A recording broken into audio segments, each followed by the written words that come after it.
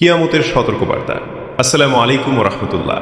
প্রিয় দর্শক, আমরা এই দুনিয়ায় খেলাধুলা বা আনন্দের জন্য পাঠানো হয়নি। আল্লাহ আমাদের পাঠিয়েছেন শুধু তার ইবাদতের জন্য। মানুষ দুনিয়ার পিছনে দৌড়াতে দৌড়াতে ভুলে যায় একদিন তাকে একাই কবরের অন্ধকারে শুতে হবে।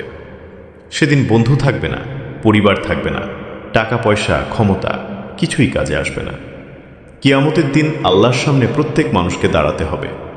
একটা ছোট ভালো কাজও সামনে আনা হবে, আর ছোট গুনাহ লুকানো থাকবে না। যে নামাজ পড়েছে, রোজা রেখেছে, মানুষের হক আদায় করেছে, সে শান্তি পাবে। আর যে অবহেলা করেছে, সে কঠিন হিসাবে সম্মুখীন হবে।